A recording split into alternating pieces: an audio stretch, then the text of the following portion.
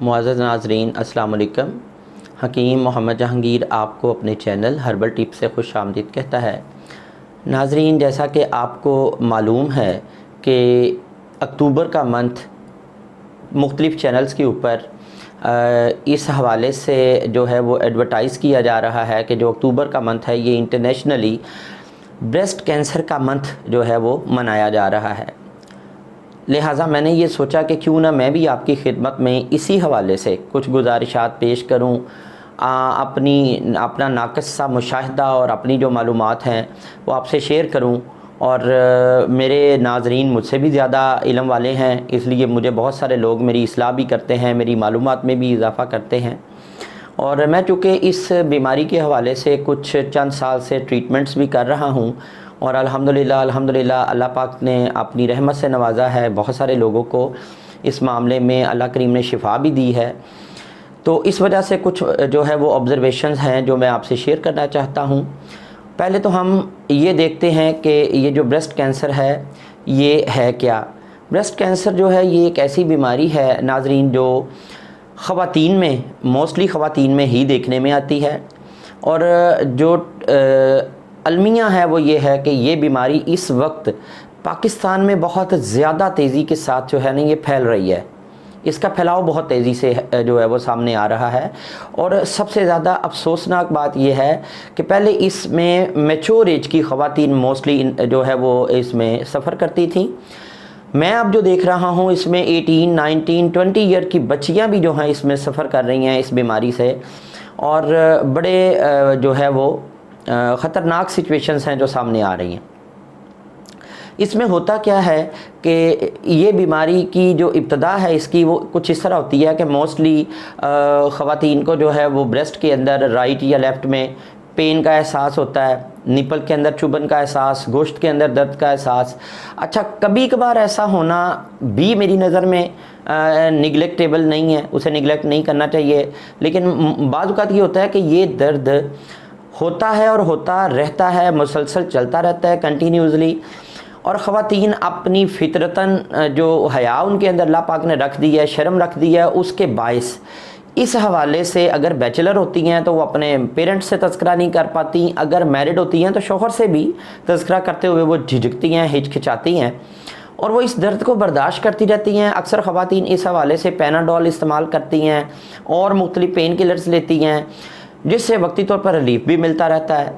लेकिन वो इस हवाले से ये नहीं मतलब जो है इस बात को नहीं समझ पाती कि हमें इसको मुआलिज से डिस्कस करना चाहिए, हमें अपनी लेडी डॉक्टर से, गायनाकोलॉजिस्ट से या जो भी डॉक्टर उनके साथ कंसल्टेशन में है, फैमिली डॉक्टर है, कम अज़ कम उससे शेयर कर देना चाहिए। क्योंकि वो शेयर ही प्रॉपर टाइम पे नहीं किया जाता, तो इसलिए ये जो बीमारी है ये उस वक्त फिर सामने आती है जबकि इसकी शिद्दत बहुत ज़्यादा बढ़ चुकी होती है, ये अपनी पीक पे आ जाती है और जब पेशेंट के लिए इसको इंड्योर करना, बर्दाश्त करना पॉसिबल ही नहीं रहता। अब वो बताए ना बताए, अब उसका फेस ही बता रहा होता है कि वो शदीद तकलीफ़ में है। उसके घर वालों को पता चल जाता है, पेरेंट्स को या शौहर को, कि इस वक्त अब इसको जो है वो प्रॉब्लम है। क्योंकि जब ये पेन ज़्यादा बढ़ता है, ये तकलीफ़ ज़्यादा बढ़ती है, तो ये फिर दोनों साइडों के शोल्डर्स और फिर उसके बाद बाजुओं के ऊपर भी इफ़ेक्ट करने लगती है। तो मैं इस मामले में आपसे सिर्फ एक गुजारिश करूंगा कि हम कैसे बच सकते हैं इस बीमारी से। उसके चंद हमारे पास मेथड है, अगर हम अडॉप्ट कर लें तो हम इस बीमारी से बच सकते हैं। उसमें पहला मेथड क्या है? उसमें पहला मेथड ये है कि कोई भी ख़तून जब ब्रेस्ट के अंदर किसी जगह पर पेन फील करे, ब्रेस्ट के अंदर कहीं पर भी उसको टटोलते हुए अपनी फिंगर के साथ गिल्टी का एहसास हो, ब्रेस्ट का कोई भी एरिया अपर, लोअर या राइट लेफ़्ट, एक्सटर्नल या इंटरनल या निपल के करीब कोई भी हिस्सा उसको ब्रेस्ट का हार्ड ज़्यादा फील हो, ऐसी सूरत में वो फौरी तौर पर अपने मुआलिज से ज़रूर कंसल्ट करे। और जो इब्तदाई चंद टेस्ट जो मोस्टली दीगर लेब्स भी कर देती हैं बड़े हॉस्पिटल्स के अलावा, तो वो टेस्ट करवा लिए जाए। इसके बाद दूसरा तरीका जो इस बीमारी से आगाह रहने का और होशियार रहने का है वो क्या है कि एक ख़ातून नॉर्मली अपने घर के अंदर भी अपने आप को एग्जामिन कर सकती है और इस बीमारी से जो है वो ख़ुद को बचा सकती है।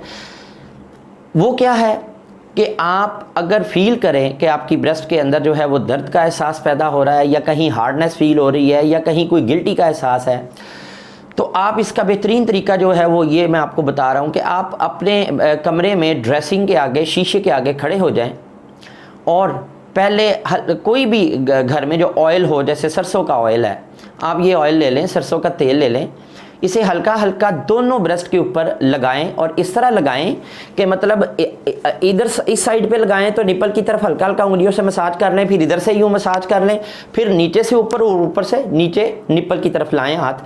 तो ऐसी चंद मिनट सिर्फ मसाज करके ऑयल से दोनों साइड के ऊपर आप उसको छोड़ दें। अब क्या करेंगे, अब आप ये करेंगे कि आप अपना अगर राइट हैंड यहाँ रखेंगे तो लेफ्ट साइड आपका आपकी राइट ब्रेस्ट को एग्जामिन करेगा और वो ये करेगा कि ये जो आपका थंब है इसे आप ब्रेस्ट के निप्पल पे रखें और अपनी ये जो 4 फिंगर्स हैं इनको आप अपर जो पोर्शन है ब्रेस्ट का, यानी ये हिस्सा यहाँ पर रखते हुए आप यूं टटोलते हुए और यूं इसको मूव करते हुए यहाँ तक लाएंगे। अब आपका हाथ मजीद मूव नहीं करेगा, आप ये हाथ उठाकर यहाँ रख लेंगे और अब इस हाथ से आप इधर से स्टार्ट करेंगे और अंदरूनी हिस्से को चेक करते हुए हाथ यहाँ तक लाएंगे। मोस्टली आपको इसके अंदर ही पता चल जाएगा कि आपकी जो गिल्टियाँ हैं या आपके ब्रेस्ट में कोई प्रॉब्लम है तो वो कहाँ है और किस तरह का है।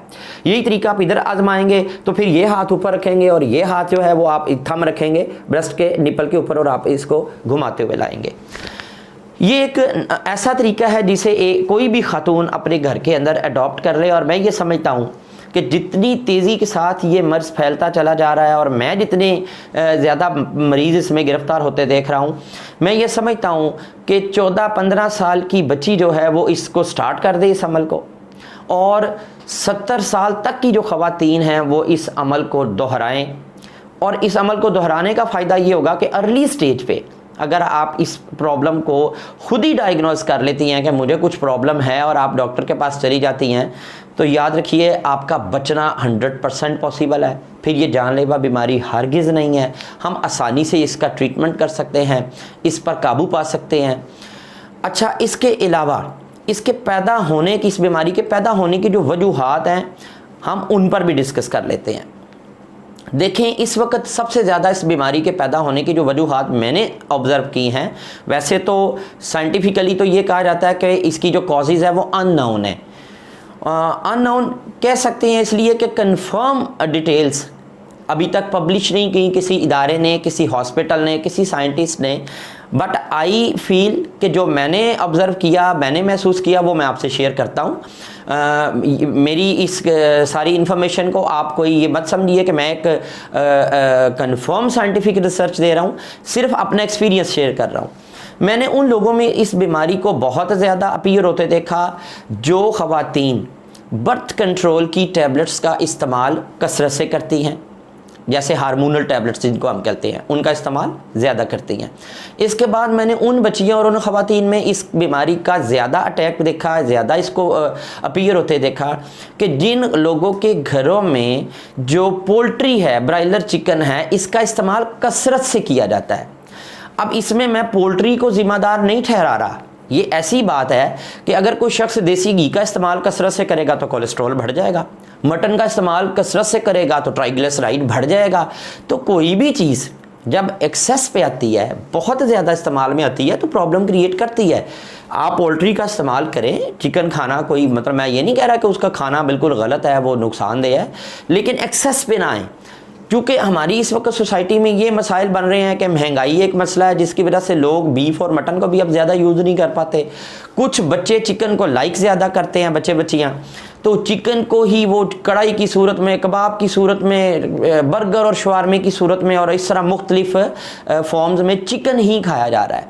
तो पोल्ट्री का कसरत इस्तेमाल, हार्मोनल टैबलेट का कसरत इस्तेमाल, इसके अलावा वाइट शुगर से बनी हुई अशिया का बहुत ज़्यादा इस्तेमाल इस बीमारी का सबब बनता है। ये मेरी ऑब्जर्वेशंस हैं, मैंने जो फील किया, जो मैंने मुशाहिदा किया अपने पेशेंट्स में, आने वालों में, और देखा, उनसे आंसर क्वेश्चन किए, तो मैंने इसको देखा।